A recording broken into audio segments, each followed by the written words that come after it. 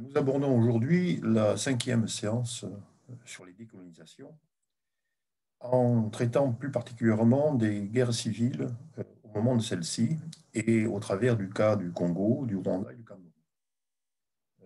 Cette étude sera suivie d'une étude sur les décolonisations dans les années 70 au travers des guerres de libération en Afrique australe.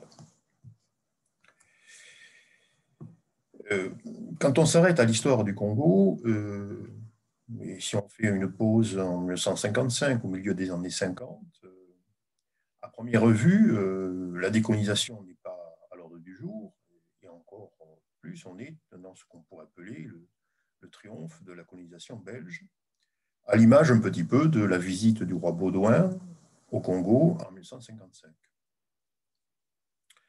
Très peu de gens, une minorité, s'alarment de la situation, entre autres d'ailleurs le Parti communiste belge qui édite une brochure qui s'intitule « Un volcan colonial, le Congo », qui estime que la situation est particulièrement dramatique dans cette colonie.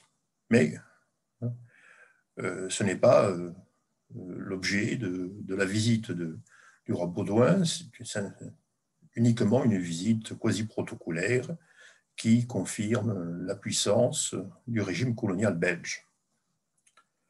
Pourtant, 4 ans après cette visite, la capitale du Congo belge, Léopoldville, actuellement Kinshasa, vit une émeute particulièrement violente qui fait suite à une répression d'un mouvement politique ou d'une manifestation politique, mais une émeute qui prend des dimensions dramatiques dans la mesure où, au travers du mouvement de foule, c'est en réalité tous les symboles du pouvoir colonial qui sont attaqués.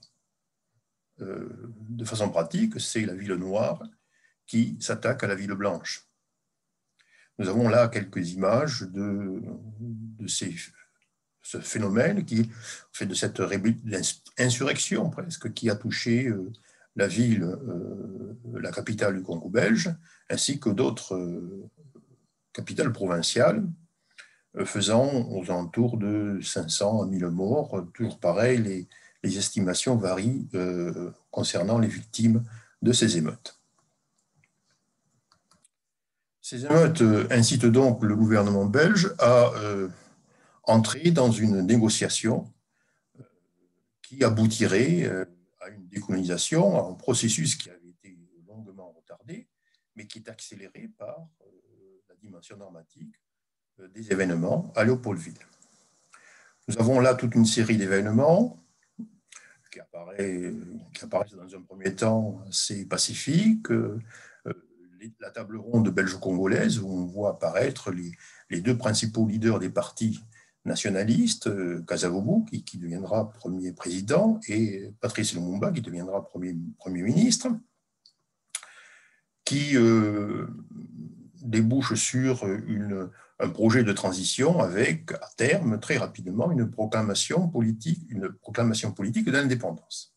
Alors, ceci passe par des élections qui se font d'une façon relativement apaisée. Nous avons là une photo des queues lors de la consultation électorale, apaisée, mais qui dévoile tout de même un paysage politique assez spécial, la multiplication de partis nationalistes, mais qui ont des bases régionales, voire ethniques, c'est-à-dire que la vie politique, lorsqu'elle apparaît dans ces formes, on pourrait dire, européenne, c'est-à-dire l'émergence de partis politiques, très tôt, dans le cas du Congo, prend une connotation qui est une connotation régionaliste et voire ethnique, c'est-à-dire on a des partis nationalistes qui sont très présents dans des fiefs électoraux qui sont des fiefs régionaux. Fait troublant, au moment de la proclamation de l'indépendance, par définition une période, une journée qui est très consensuelle, très protocolaire, on dénote une montée en violence, mais d'une façon symbolique. Alors c'est d'une part le discours de Patrice Lumumba qui n'était pas prévu lors de cette cérémonie, un discours qui est particulièrement radical, qui fait le procès de la colonisation, qui fait le procès de la colonisation belge, en présence du roi des Belges. Et c'est ensuite un événement qui apparaît anecdotique, mais qui a une forte portée symbolique. Nous avons là une photo à la fois du discours de Lumumba, qui est un discours radiodiffusé. Donc on est déjà dans une période nouvelle en termes de mobilisation politique. Et ensuite, on a un événement anecdotique, c'est un Congolais qui vole l'épée de Baudouin, et qui brandit bien cette épée. On pourrait dire le symbole du pouvoir belge qui est agressé, épée qui ne sera jamais retrouvée ou qui est pour l'instant encore bien cachée et qui fait partie, on pourrait dire, du triomphe de l'indépendance au travers de ce geste symbolique du vol de l'épée du roi. Donc, la proclamation déjà prend un tour qui n'était pas prévu, avec une montée en éclat et qui très rapidement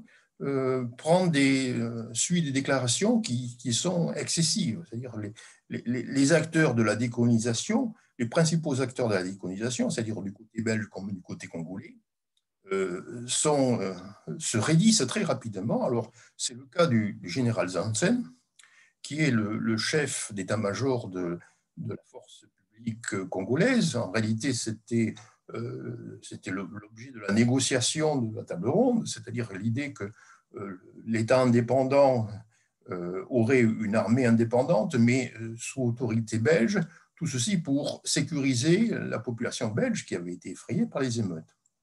Et donc, Janssen est un personnage important à l'échelle du pouvoir congolais. Or, au lendemain de l'indépendance, alors, il a même écrit sur un tableau, dans le cadre d'une conférence à ses officiers et sous-officiers, il écrit « Avant l'indépendance égale après l'indépendance ». C'est-à-dire qu'en réalité, l'indépendance n'a rien changé. D'où très rapidement une confrontation avec Patrice Lumumba qui ne peut pas tolérer en tant que Premier ministre que son chef d'état-major, on fait l'autorité supérieure de l'armée, récuse son pouvoir, récuse son autorité.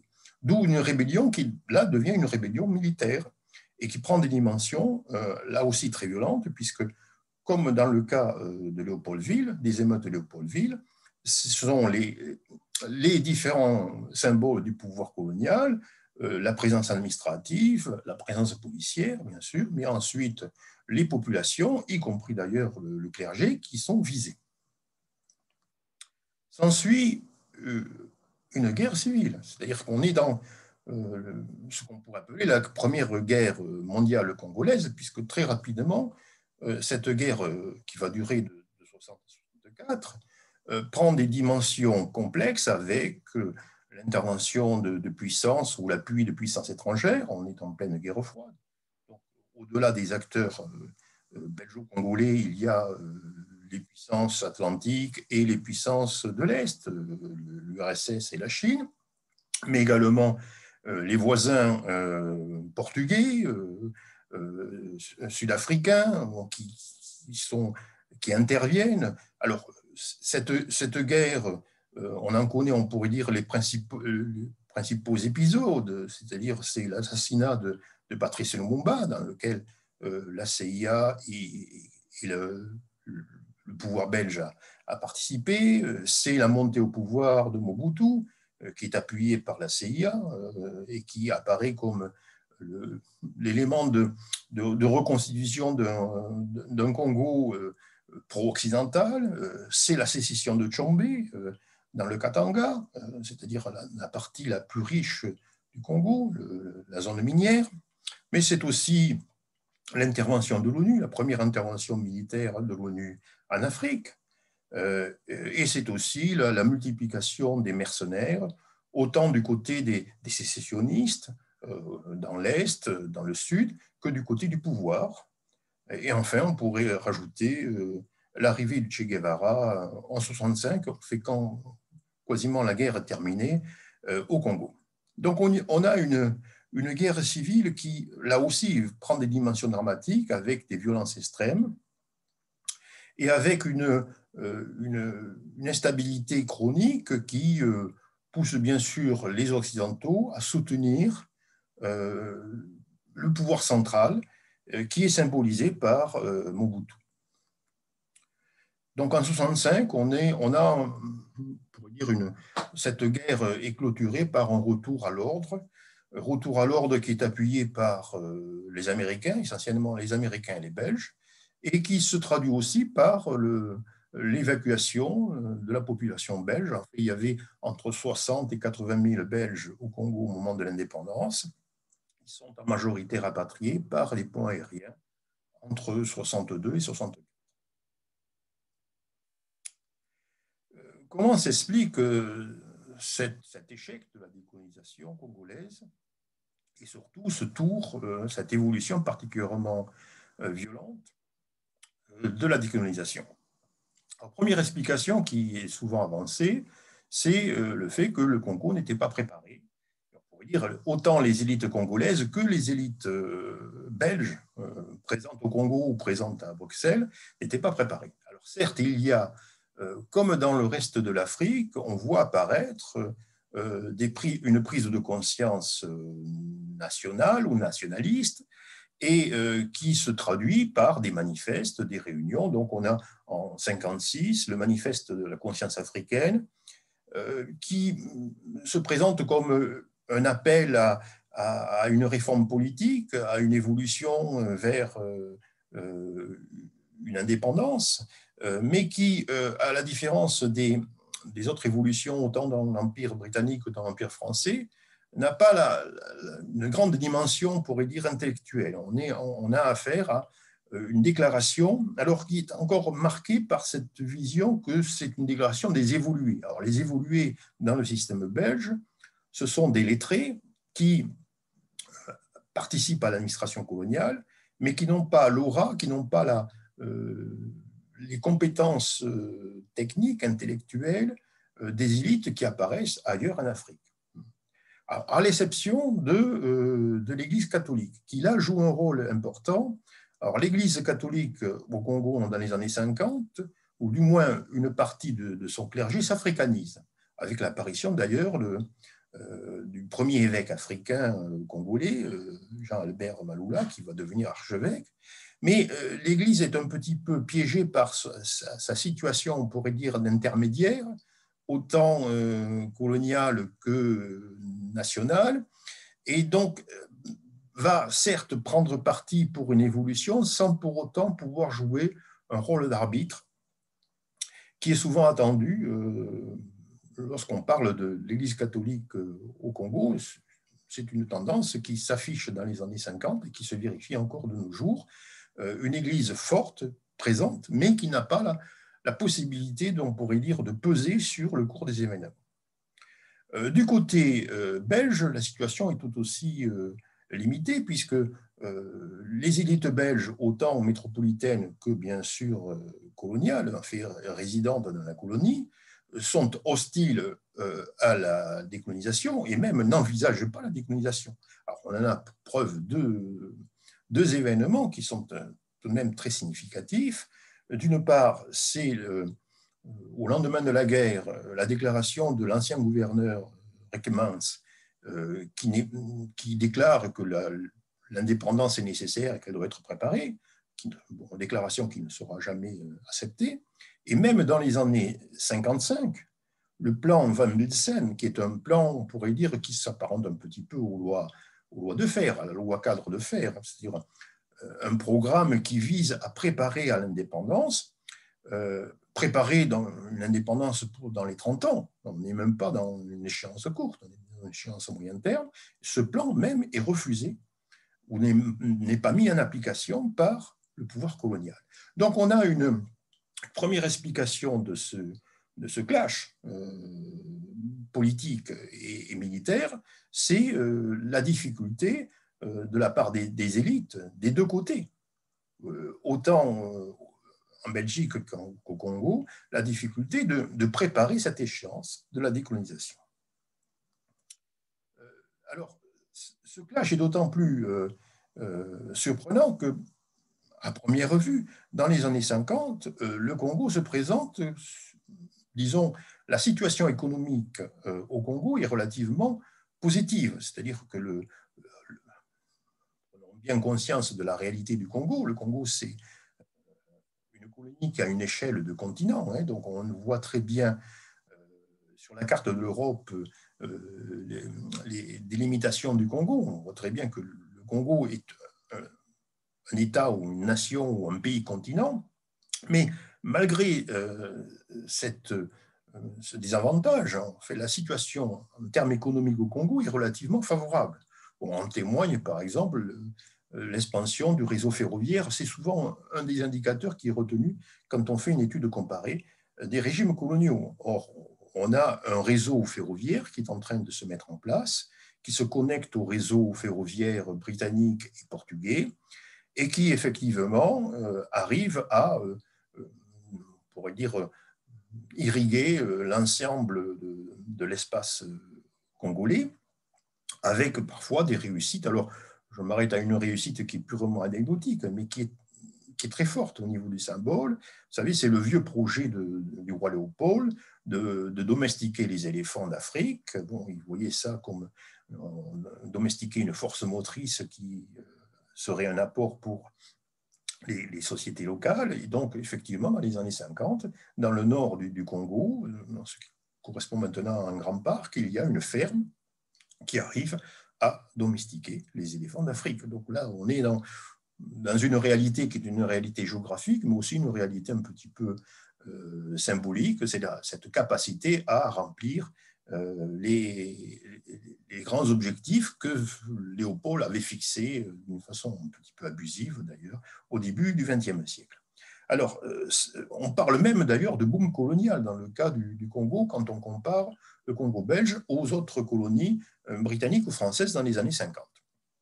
Alors, ceci est confirmé d'ailleurs par toute une série d'indicateurs macroéconomiques, l'espérance de vie, les programmes de vaccination, les programmes de scolarisation primaire, l'aménagement des infrastructures routières, mais aussi, on pourrait dire, par des images qui sont le reflet de ce qu'on appelle un développement dans les années 50, c'est-à-dire de cette course au bien-être que la colonisation, d'une façon très paternaliste, prépare ou organise pour ces populations, pour les populations indigènes. Alors, nous avons quelques images de cette réussite. C'est l'essor des paysanats, c'est-à-dire une économie de plantation qui n'est pas de grande propriété, mais une économie paysanne de petits propriétaires. C'est bien sûr l'essor de l'industrie minière du Katanga. C'est l'urbanisation. Donc, on a une photo de Léopoldville dans les années 50 qui apparaît comme une ville quasiment californienne avec des grandes avenues, des buildings et des voitures américaines.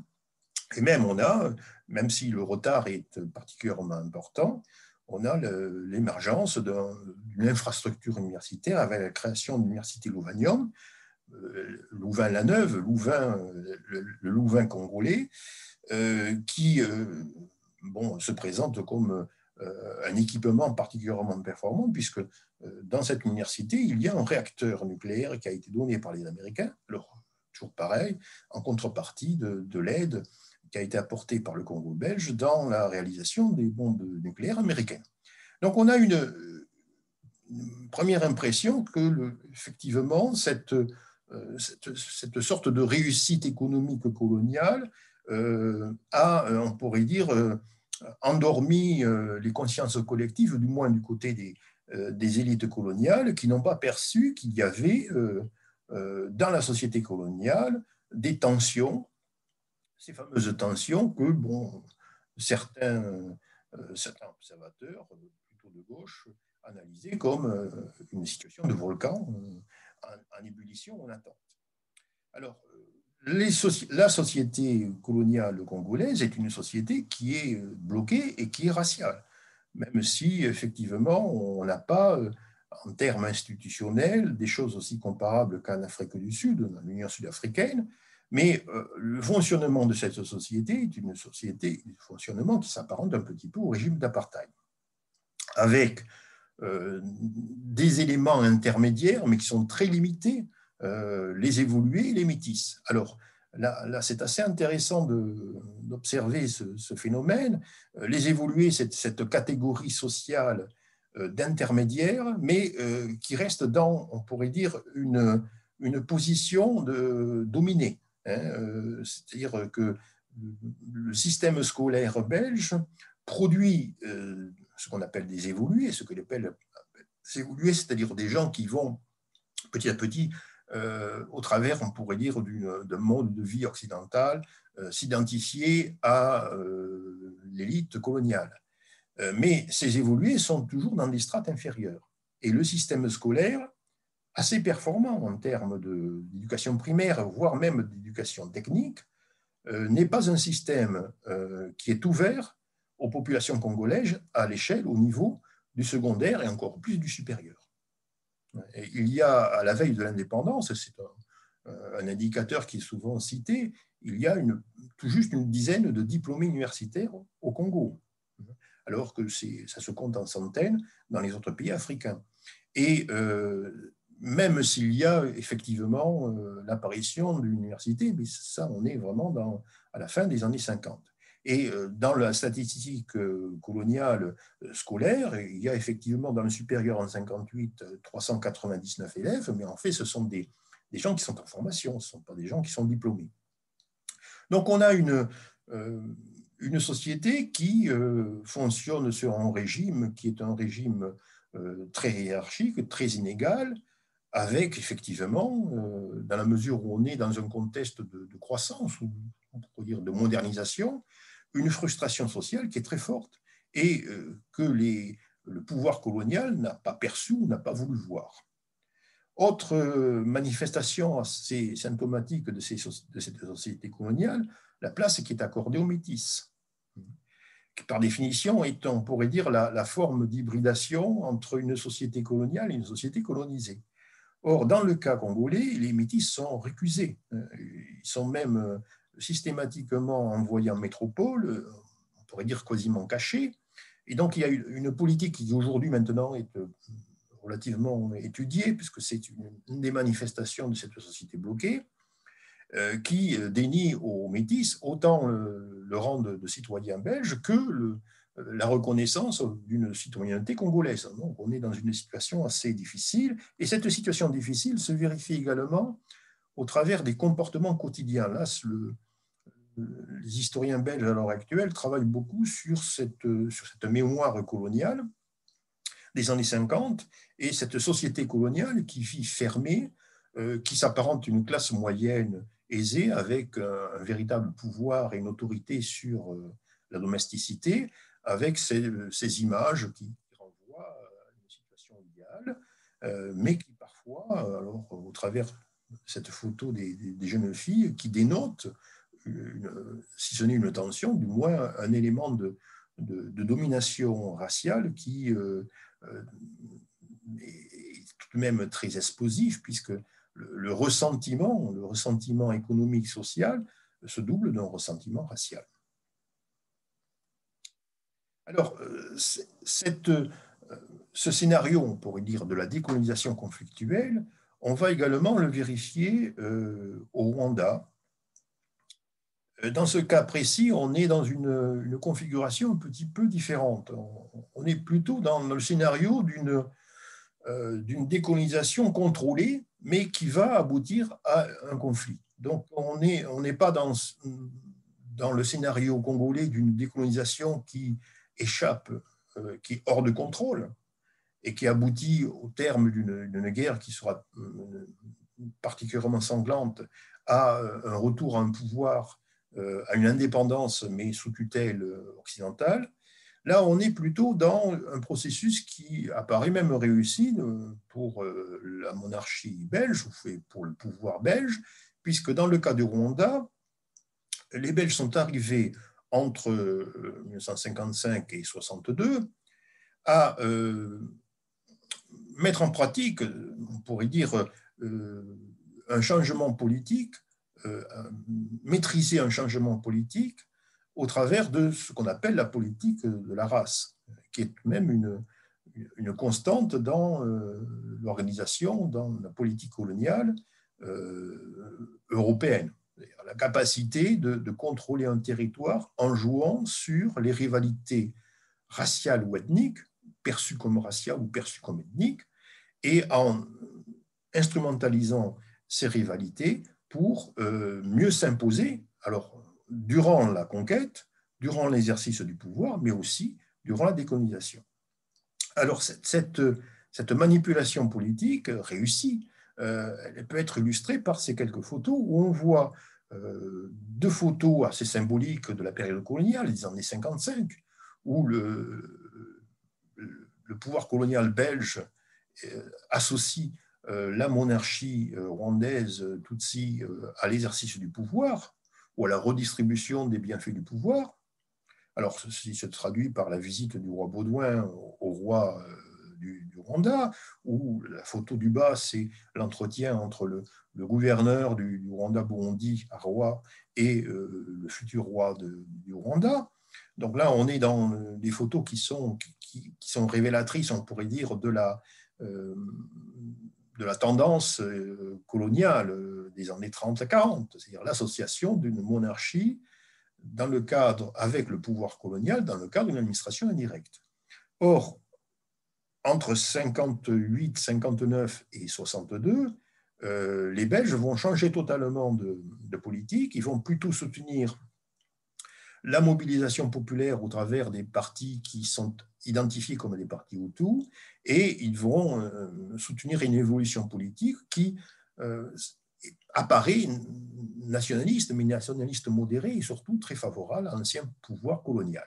Donc vous avez là une photo de la visite du premier président rwandais, Kayibanda, visite avec le roi Baudouin, et ensuite un moment assez symbolique de la proclamation de la République rwandaise, où on voit Kayibanda, la force publique avec un chef d'état-major belge et un chef d'état-major associé rwandais, et Monseigneur Pérodin, qui représente l'Église catholique qui a joué un rôle important dans cette évolution politique, c'est-à-dire le soutien non plus de la royauté traditionnelle, mais d'un pouvoir politique nouveau, qui explique que bon, les Belges sont arrivés à mettre en pratique, on pourrait dire, le projet de tout changer pour ne rien changer, c'est-à-dire tout changer en ce qui concerne le personnel politique rwandais pour ne pas changer les règles de domination, alors qu'ils sont là, qui deviennent post-coloniales, qui ne sont pas coloniales. Alors, ceci, bien sûr, passe par, ce n'est pas une simple manipulation magique en termes politiques, c'est une stratégie politique qui va être menée à partir de 57-58 en soutenant une opposition, un parti politique, alors qui volontairement revendique la révolution sociale, c'est-à-dire on a en 1957 un soulèvement d'une base populaire, d'une contre-élite populaire, formée d'ailleurs dans les séminaires, qui revendique le pouvoir sur des bases qui sont des bases ethniques, c'est-à-dire revendique le pouvoir pour la majorité Hutu, et qui va très rapidement être soutenu par le pouvoir colonial, qui voit dans l'émergence de ce nouveau parti politique, de ce nouveau courant politique, la possibilité effectivement de réaliser une décolonisation contrôlée.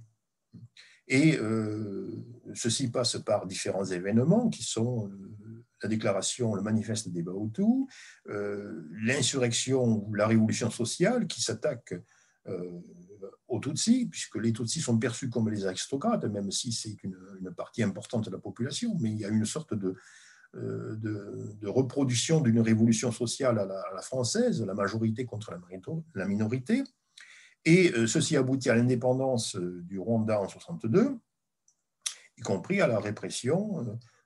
Donc, on est déjà au début de cette longue durée qui va aboutir au génocide des Tutsis en 1994, puisqu'effectivement, il y a l'amorce, on pourrait dire, de l'identification d'un ennemi intérieur, et qui, dans ce cas précis, est le Tutsi ou l'aristocratie Tutsi, puis, par généralisation, le Tutsi.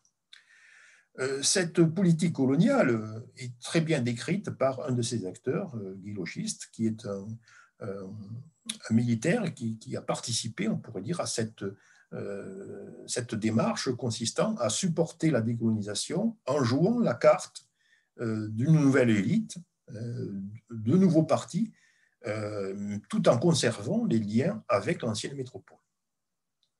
Ce scénario de décolonisation contrôlée, mais au travers d'un déchaînement de violence, se vérifie également dans le cas du Cameroun. Le cas du Cameroun est assez comparable au cas du Rwanda, puisque nous avons affaire là à deux territoires qui sont sous mandat, sous tutelle de l'ONU, donc où il y a un système d'observation, de surveillance de l'ONU, avec la nécessité d'engager une procédure électorale, donc la reconnaissance de partis, la mise en place d'élections au milieu des années 50. Bon. Sauf que dans le cas du Cameroun, comme dans le cas du Rwanda, le pouvoir colonial va jouer sur cette situation pour s'assurer des alliances en vue de réaliser une décolonisation contrôlée.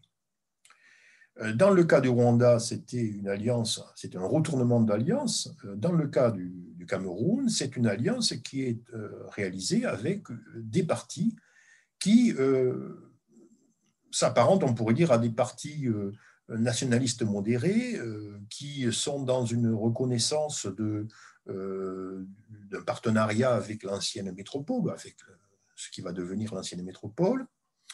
Et donc, le pouvoir colonial va tout faire dans les années 50 pour isoler, marginaliser les partis nationalistes qui sont radicaux. Alors, ceci se réalise à première vue, puisque lors de la proclamation de l'indépendance, du moins si on s'en tient aux images officielles, l'évolution est relativement pacifiée avec des délégations françaises, la présence des corps constitués de l'Église et les cérémonies officielles. Or, ce qu'on oublie, ce qu'on a souvent oublié, ce qui est quasiment caché, c'est qu'au Cameroun, entre 1955 et 1962, on a eu une véritable guerre, qui est une guerre d'abord coloniale ou anticoloniale, et qui ensuite est une guerre civile à partir de 60, c'est-à-dire à partir de l'indépendance. En réalité, c'est une guerre qui n'est pas reconnu en tant que tel. Hein, donc, c'est un événement militaire ou un événement, une insurrection paysanne, comme toujours, mais qui met en conflit les partis nationalistes radicaux, ou du moins panafricanistes, dont entre autres l'UPC, l'Union des peuples du Cameroun, qui est dirigée par Ruben Nyombe, qui revendique une indépendance rapide, dans le cadre, on pourrait dire, sous l'égide de l'ONU, on est toujours dans le système des mandats, mais qui est, on pourrait dire, dans une logique de rupture, alors que d'autres partis, soutenus par le pouvoir colonial, revendiquent une indépendance dans le cadre d'un partenariat et d'une union franco-africaine. Ce soutien passe par l'appui à ces partis nationaux qui sont plutôt des partis représentant des populations du Nord, représentant des populations musulmanes. On est là aussi dans le schéma de la politique des races, c'est-à-dire que le pouvoir colonial, dans les derniers temps d'exercice de celui-ci, a tendance à utiliser cette division qui souvent repose sur des réalités historiques, des réalités culturelles, des réalités confessionnelles, des réalités régionales, mais en tirer profit pour s'assurer des alliances politiques pour maîtriser l'indépendance, pour contrôler en partie l'indépendance, et surtout pour éviter de perdre des intérêts économiques et des intérêts géopolitiques. Alors, les intérêts économiques, dans le cas du Cameroun, étaient importants, ce qui n'était pas le cas, par exemple, dans le cas du Rwanda. Cette guerre va se poursuivre durant l'indépendance. En réalité, c'est l'État indépendant du Cameroun qui continue de lutter contre l'insurrection. Alors, l'insurrection qui toujours centré sur une région, la région Bassa et Bamileke, qui correspond à des ethnies qui, là aussi, ont servi de refuge à cette rébellion. Au départ, en termes, on pourrait dire, stratégiques, hein, c'est un foyer de guérilla, mais très rapidement qui a pris une connotation ethnique, puisque très rapidement, les insurgés sont perçus comme des représentants de ces deux ethnies. Une guerre qui sera là aussi cachée, mais qui fera énormément de morts. Là aussi, comme toujours, les débats préhistoriens ne sont pas tranchés. On va d'une estimation minimale à 10 000 victimes à une estimation maximale entre 200 000 victimes, mais qui s'apparentent aux guerres telles qu'on les a observées dans les années 50, c'est-à-dire à Madagascar, l'insurrection malgache de 1947, ou au Kenya avec l'insurrection Mau Mau en 1950. Cette histoire des décolonisations sur fond de guerre civile ou sur fond de guerre met en évidence un phénomène qui a été particulièrement étudié dans le cas du Cameroun, mais qui peut aussi expliquer l'évolution rwandaise comme l'évolution congolaise. Les décolonisations ne sont pas uniquement une confrontation entre un pouvoir colonial et un nouveau pouvoir africain, ou des élites coloniales et des nouvelles élites africaines. L'affaire est beaucoup plus complexe. Et le cas du Cameroun est assez intéressant, puisqu'en fin de compte, et là je fais référence aux ouvrages de Manuel Domer, l'ouvrage collectif La guerre du Cameroun, l'invention de la France-Afrique, où il montre bien que dans cette guerre cachée, en réalité, il y a une stratégie du pouvoir colonial de trouver des alliances pour préparer l'indépendance et pour mieux maîtriser la décolonisation, pour ne pas perdre, on pourrait dire, des acquis qui sont les acquis de l'empire colonial, c'est-à-dire la puissance économique, une partie de l'influence politique ou la puissance culturelle, mais qui passe par des alliances. On n'est plus dans une situation qui serait bipolaire, où on aurait d'un côté un pouvoir blanc et un contre-pouvoir noir. Et donc on pourrait dire, dans l'émergence de ce qu'on a appelé la France-Afrique, c'est-à-dire la constitution de réseaux entre la métropole, les nouveaux partis et les nouveaux leaders africains, mais aussi les populations résidentes européennes, françaises ou belges, les pouvoirs, les institutions locales, entre autres l'Église catholique, en fait toutes les institutions qui jouent un rôle beaucoup plus complexe que cette bipolarisation qui apparaît dans un premier temps quand on parle de décolonisation. Jean-François Bayard, dans l'État au Cameroun, montre également la même chose. Il montre qu'il y a donc des stratégies qui sont des stratégies plus élaborées, avec des alliances, toujours pareil, avec un objectif qui est le contrôle du pouvoir, hein, la conquête et le contrôle du pouvoir, mais où effectivement, il parle d'extraversion, où la capacité des leaders politiques africains comme des partis politiques qui apparaissent, la capacité de gagner en termes électoraux, puis en termes politiques, puis en termes administratifs, passe par une alliance avec une partie du pouvoir colonial ou avec des représentants de l'ancienne métropole. Le phénomène s'observe aussi dans notre sens, c'est-à-dire que le pouvoir colonial n'abandonne pas une partie de ses prérogatives et passe des alliances avec une partie du pouvoir africain. Alors ceci produit ce qu'on a appelé dans le cas français la France-Afrique, c'est en réalité un chevauchement de stratégies et d'alliances entre le pouvoir colonial et le pouvoir africain indépendant. Et donc là, on pourrait dire, on rentre dans une nouvelle période historique qui, malheureusement, dans le cas que j'ai étudié, c'est-à-dire dans les trois pays, s'inscrit dès le départ au travers de guerres cachées, guerres ouvertes, mais guerres particulièrement importantes qui vont inévitablement marquer les années 60, 70, 80, voire 90, dans le cas du Rwanda.